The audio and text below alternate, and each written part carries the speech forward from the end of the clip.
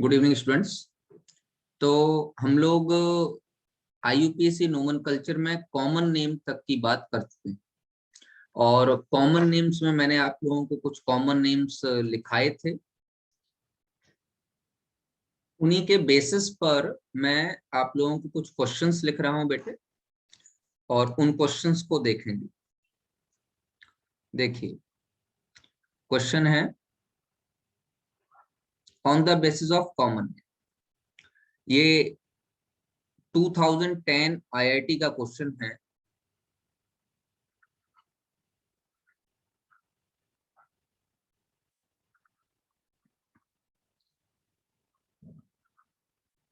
Question है which of the following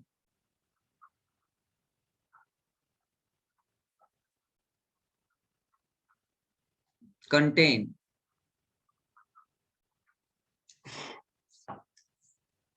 carboxylic group?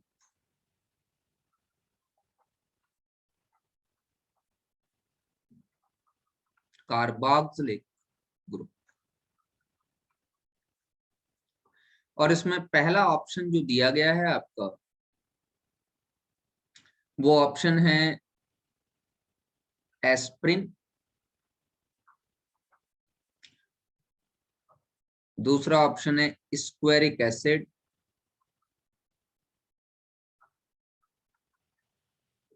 तीसरा option है पिक्रिक एसिड।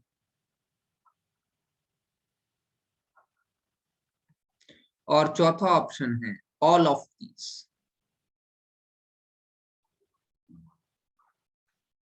देखिए बेटे, यहां पर हम लोगों को एक पार्ट पढ़ना पड़ेगा इस क्वेश्चन को सॉल्व करने के लिए, और वो पार्ट है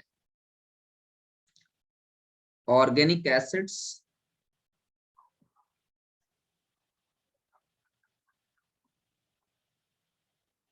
हैविंग नो कार्बोक्सिलिक,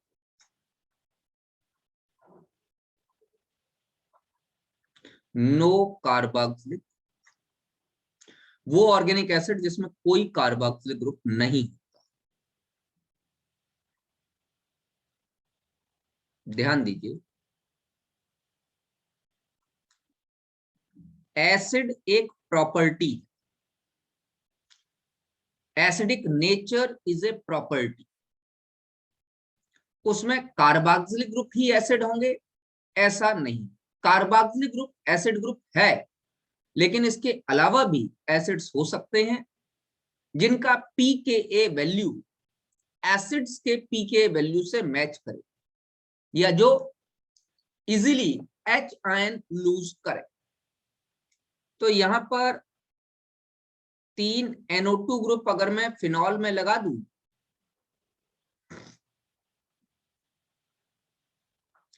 तो इसका नाम है पिक्रिक एसिड। Picric acid. और अगर मैं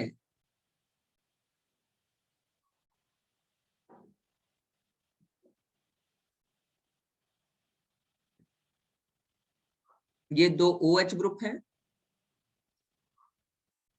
और यहां 2 कीटोनिक ग्रुप जोड़ दूं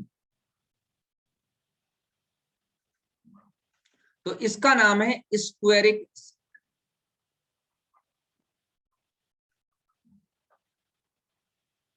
स्क्वेरिक acid on the basis of shape नाम दिया गया है, कॉमन नेम ये। एक और ध्यान से देखिए,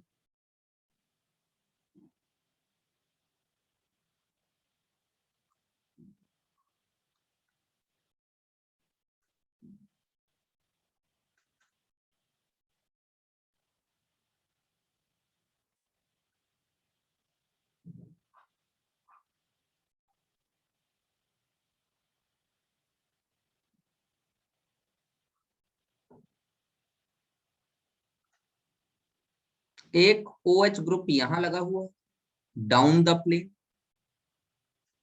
एक OH ग्रुप यहां लगा हुआ है अपवर्ड टू द प्लेन।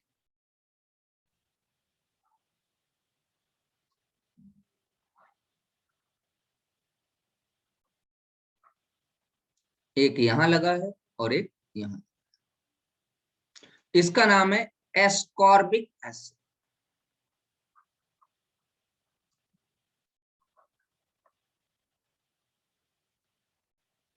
इसको हम विटामिन सी भी कहते हैं। चलिए, ये हमने एसिड्स की बात, कुछ एसिड्स की बात ऐसी कर ली। ऐसे बहुत सारे एसिड्स आपको मिल जाएंगे जिसमें कार्बोक्सिल ग्रुप नहीं।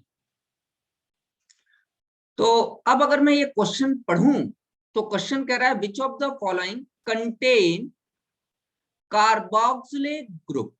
इसमें से कार्बोक्सिलिक ग्रुप कौन कंटेन करता है? तो बेटा एस्पिरिन का फॉर्मूला कल मैंने एस्पिरिन। आप लोगों को लिखा है, तो yes, very good, the answer is a. न तो स्क्वेरिक एसिड कार्बोक्सिल ग्रुप कंटेन कर रहा है, नीचे बना हुआ है, न picric acid carboxyl group contain कर रहा है, तो ऑल ऑफ दीज ऑप्शन तो हो ही नहीं सकता। अब ए है एस्पिरिन। एस्पिरिन याद है आपको? एस्पिरिन क्या होता था? यही तो होता था 2 एसिटॉक्सी OCOCH3, और यहां होता था COOH। ये एस्पिरिन सिर दर्द की दवा मैंने कल आप लोगों को पढ़ाई थी। तो ये एस्पिरिन कार्बोक्सिल ग्रुप कंटेन कर रहा है। चलिए, ये पहला क्वेश्चन मैंने बताया और उसके बेसिस पर हम लोगों ने जो है कुछ एसिड्स के और जो है स्ट्रक्चर्स देखे।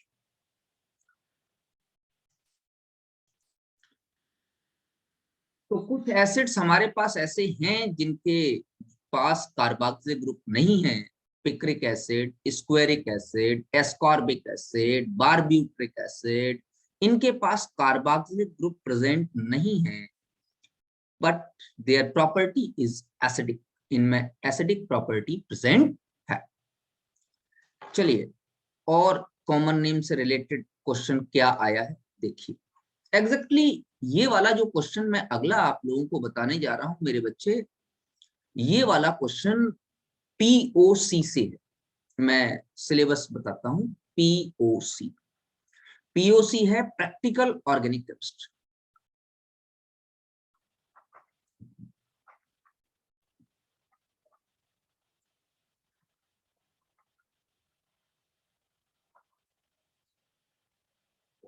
ठीक है, प्रैक्टिकल ऑर्गेनिक केमिस्ट्री आपके प्रैक्टिकल लैब में यूज होता है, तो उसके कुछ जो है रूल्स आपको ध्यान रखने चाहिए। ये बच्चा क्या पूछ रहा है, एक मिनट मैं चैट बॉक्स देख लूं। अंशिका, ये आपको कहीं नहीं मिले। ये हमारे जैसे जो टीचर्स हैं जिनको जबरदस्ती मतलब नॉलेज गेन करने की आदत हो गई है, वही इसको इधर से उधर करके पढ़ा देते हैं।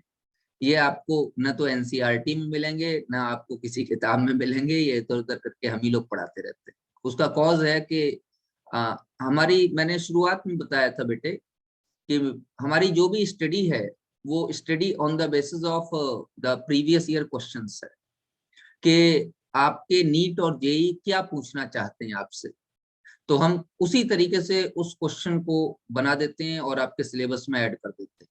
ये बिल्कुल सही बात है कि इस तरीके के एसिड्स NCERT में नहीं दिए गए, तो आपको बस ध्यान ही रखना पड़ेगा। जहां तक हमको पता है हम आपको बता दें। प्रैक्टिकल ऑर्गेनिक केमिस्ट्री का एक रूल है, एक जो है test, preliminary investigation. Preliminary investigation for detection of COOH group. This is a test. अगर आप प्रैक्टिकल की कॉपी लिखते हैं तो उसमें दो तरीके की इन्वेस्टिगेशंस होती हैं। पहली प्रिलिमिनरी इन्वेस्टिगेशंस, और दूसरी जो होती है उसको हम लोग कहते हैं कंफर्मेटरी टेस्ट। प्रिलिमिनरी इन्वेस्टिगेशन लगभग ये बताता है कि ऐसा होना चाहिए, और कंफर्मेटरी टेस्ट ये बताता है ऐसा है। दोनों में अंतर है। प्रिलिमिनरी इन्वेस्टिगेशन से कंफर्म कुछ नहीं होता, बस लगभग आपको एज्यूम हो जाता है कि ऐसा होना चाहिए। प्रिलिमिनरी इन्वेस्टिगेशन का ये टेस्ट है कि कंपाउंड जो आपको दिया गया है टेस्ट ट्यूब में भर के कंपाउंड आपको दे देगा, कहेगा इन्वेस्टिगेट करो। कंपाउंड को NaHCO3 के सैचुरेटेड सॉल्यूशन के साथ रिएक्ट कराइए। NaHCO3 क्या है? Sodium bicarbonate. सैचुरेटेड सॉल्यूशन कैसे बनाएंगे? एक टेस्ट ट्यूब लेंगे, उसमें NaCO3 मिलाएंगे और वाटर में डिसॉल्व करेंगे। वाटर की क्वांटिटी नहीं बढ़ाएंगे, NaCO3 लगातार डालते रहेंगे और उसको रिंस करते रहेंगे जिससे कि वो घुलता रहे।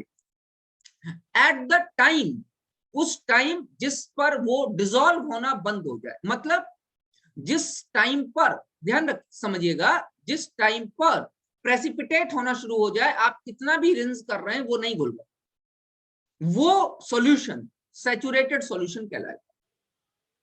बात समझ में आ रही है निखिल, अजय, हिमांशु, नीतू? समझ बात आ रही है मेरी? ठीक है, तो अगर समझ में आ रही है तो आप लोग रिप्लाई कर सकते हो। वैसे तो आपको बड़ा आलस आता है, लेकिन फिर भी रिप्लाई करना चाहिए। तो कंपाउंड प्लस NaCO3 का सैचुरेटेड सॉल्यूशन, भाई क्या होगा? CO2 gas is evolved with effervescence. What is effervescence? झाग के साथ।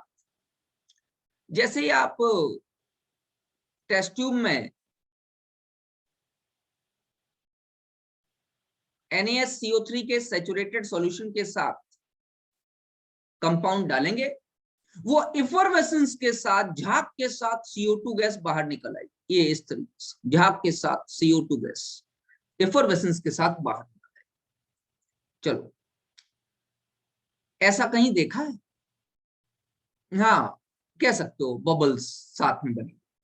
ठीक है, सही है, ऐसा होता है।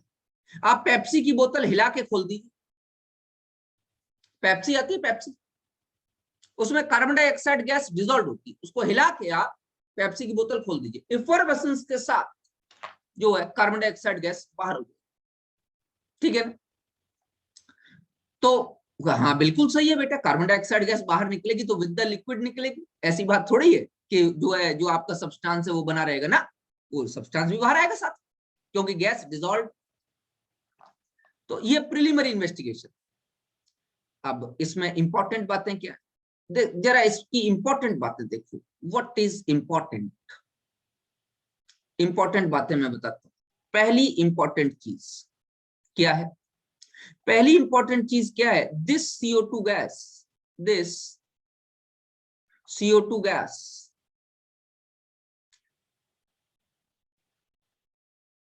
is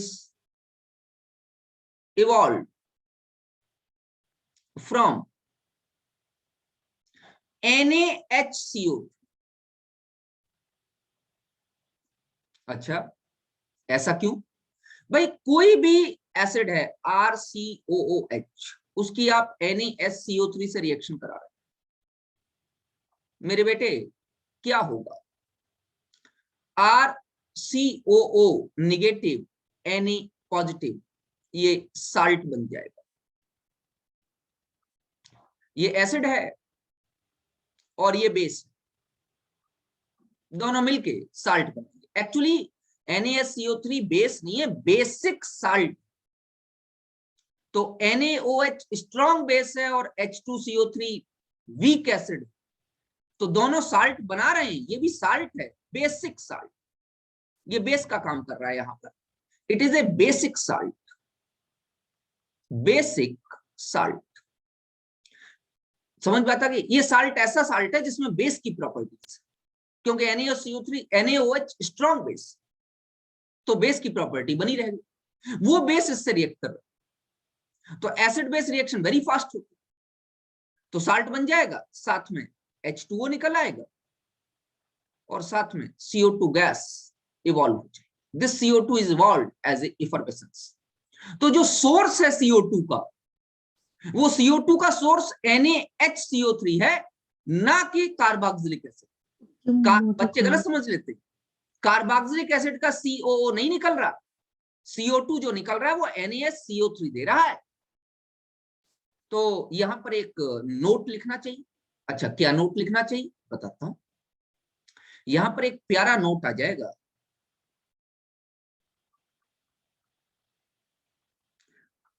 all those substances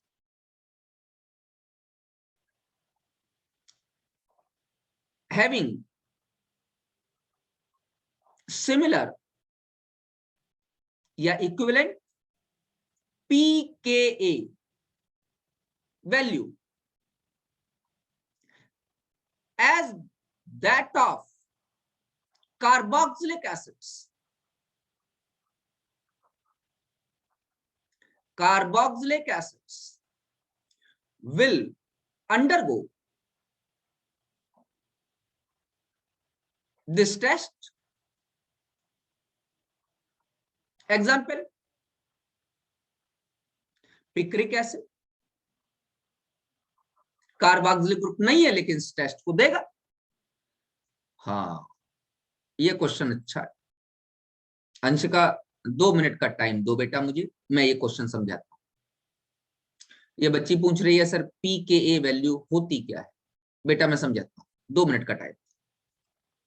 picric acid में आपको मैंने अभी भी पढ़ाया, कार्बोक्सिलिक ग्रुप नहीं लेकिन वो इस टेस्ट देगा। स्क्वायरिक एसिड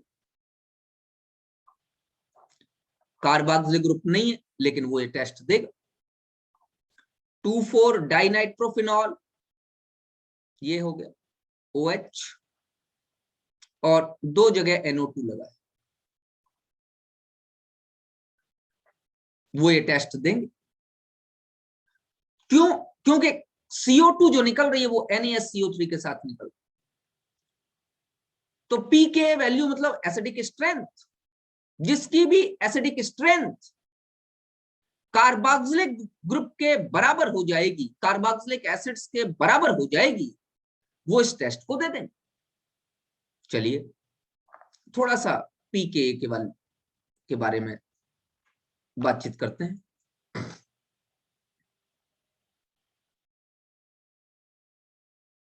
हम बात कर रहे हैं pKa used to determine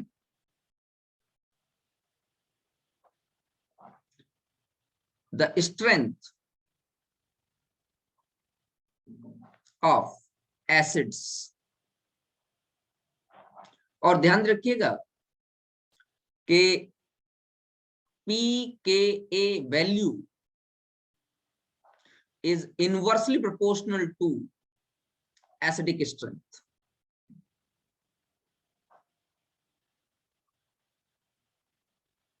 इसका मतलब जितना एसिड ज्यादा ताकतवर होगा pKa वैल्यू उतनी कम होगी। बात यह है कि अभी आपको केमिकल और आयनिक इक्विलिब्रिया जब पढ़ाऊंगा तो pK एक्सप्लेन करूंगा। अभी तो आप नहीं निखिल, ये वो नहीं है जो आप समझ रहे हो, नहीं वो नहीं।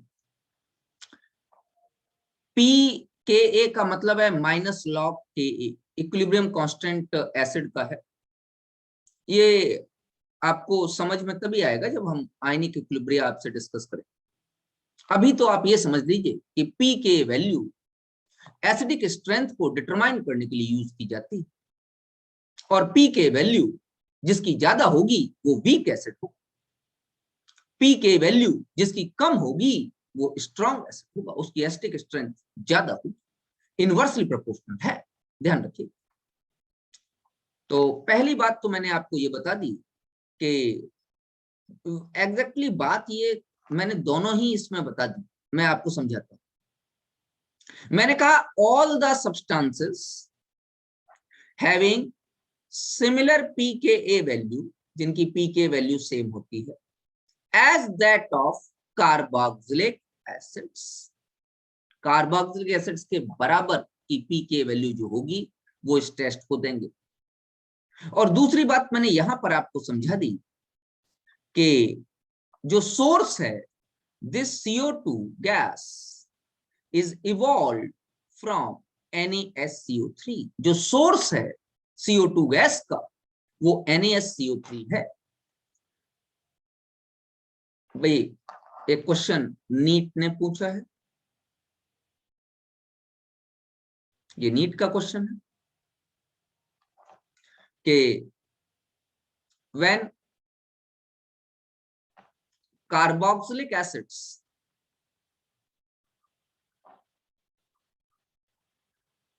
are treated with the saturated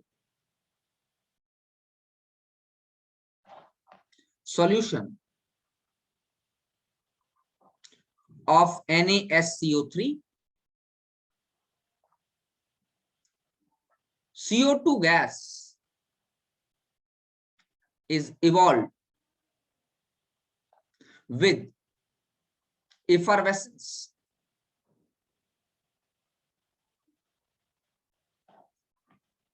The source of CO2 gas is number first COOH group, number B NaHCO3, number C atmospheric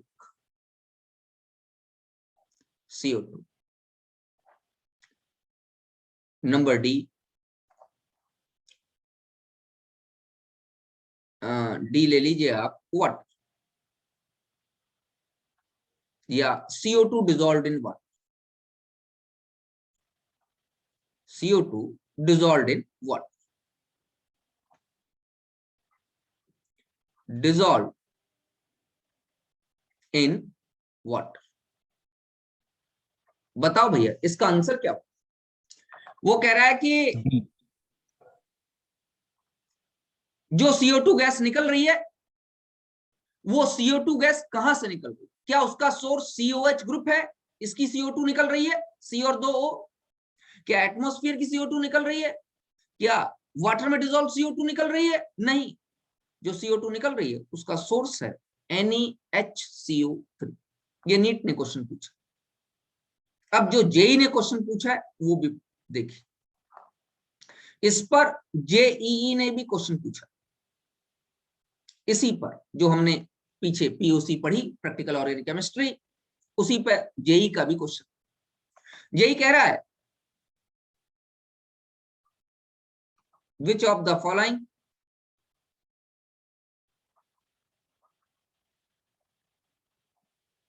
gives positive test with saturated solution of NaHCO3। इनमें से कौन सा NaHCO3 के साथ के सैचुरेटेड सॉल्यूशन के साथ positive test देगा? Number A benzoic acid,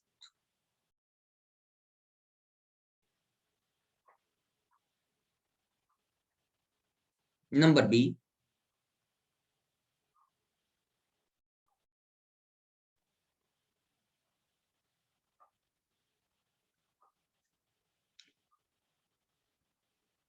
to four dinitrophenol, number सी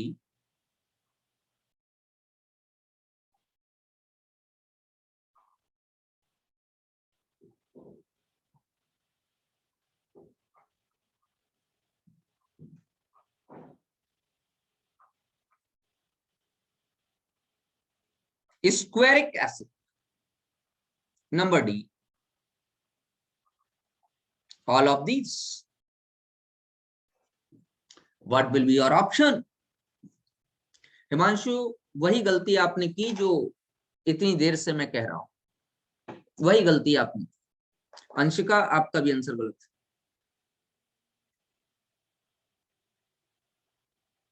वो सारे एसिड्स जिनका पीकेए वैल्यू, आयुष आपका भी गलत है। अजय का ही सही आंसर, बाद बाकी आपने गलतियां वही की। वो सारे एसिड्स, हाँ अब आया ना हिमांशु, वो सारे एसिड्स जिनका पीके वैल्यू कार्बोक्सिलिक एसिड के सिमिलर होगा। पीछे मैंने लिखाया है, देखिए पीछे वाले पेज पर कौन कौन से एसिड मैंने एग्जाम्पल में लिखा है। देखिए, पिक्रिक एसिड, स्क्वेरिक एसिड, 2,4-डाइनाइट्रोफिनॉल, ये सारे एसिड पॉजिटिव टेस्ट देंगे क्योंकि इनका पीके वैल्यू कार्बोक्सिलिक एसिड से मैच कर। हाँ निखिल, आपका भी आंसर सही है लेकिन लेट आया। तो what will be the correct answer? क्या बेंजोइक एसिड देगा? हाँ देगा, इसमें तो कार्बोक्सिलिक ग्रुप ऑलरेडी प्रेजेंट है, इसी की तो प्रिलिमिनरी इन्वेस्टिगेशन है। 2,4-डाइनाइट्रोफिनॉल, यस, इसका पीके वैल्यू कार्बोक्सिलिक एसिड के इक्विवेलेंट होता है। स्क्वेरिक एसिड, इसका भी पीके वैल्यू कार्बोक्सिलिक एसिड के इक्विवेलेंट होता है, इसमें भी उतना एसिडिक करेक्टर है, तो ये वाला भी टेस्ट देगा। तो what will be your correct answer? बताओ। ऑल ऑफ दिस, इसका करेक्ट आंसर होगा ऑल ऑफ दिस, से सारे इस टेस्ट को देंगे। Got it? समझ में आया? Yes sir. आगे बढ़। हाँ तो मैं वेट तो करूंगा ना आपके यस का, तभी तो आगे बढ़ूंगा।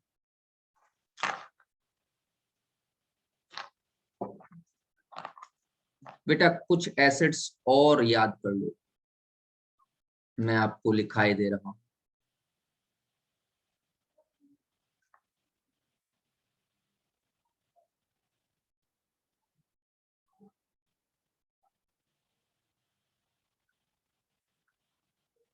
नाम है बेंजोइक एसिड।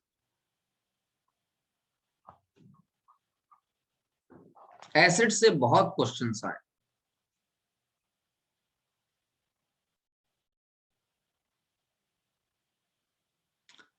अगर 1-2 पोजीशन पर COOH लगा है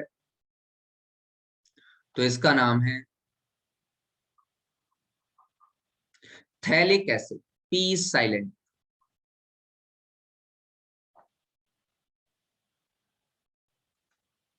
सर ये करा दिया आपने? थैलिक करा दिया क्या? Yes sir. अच्छा चलो अब और सर फिर देखते हैं। आइसोथैलिक, फिर terephthalic. Terephthalic acid, very good very good very good, ये है isophthalic.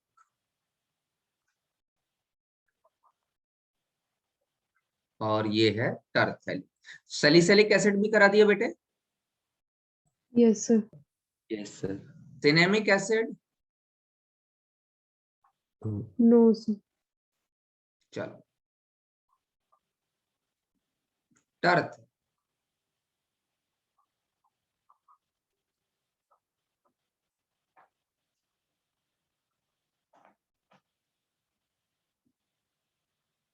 C6H5 CH, double bond CH, single bond COOH, cinnamic acid. Yes sir, ये भी करा दिया। नीतू तो कह रही थी नहीं कराया। तो मैंने कुछ और सुना था। अच्छा, क्या आप लोगों को एसिड्स के बारे में जानकारी हो गई? Yes sir. मेरे हिसाब से काफी कुछ जानकारियां मैंने इस एसिड और जो है कॉमन नेम्स के बारे में आपको दे दी, और इससे आपके लगभग कॉमन नेम से रिलेटेड जो क्वेश्चंस हैं वो आपके सॉल्व हो जाएंगे। देखो बेटे, नेक्स्ट क्लास में हम लोग IUPAC नेम की तरफ चल रहे हैं। यहां तक की जानकारी आपको होनी चाहिए एल्काइल ग्रुप, एसिड्स के common name, normal common name के जो रूल्स मैंने लिखाए हैं वो सारे। तब हम जाके अब वो रूल्स पढ़ेंगे जिन रूल्स से हम IUPAC नेम करें। मेरी बात समझ में आ रही है?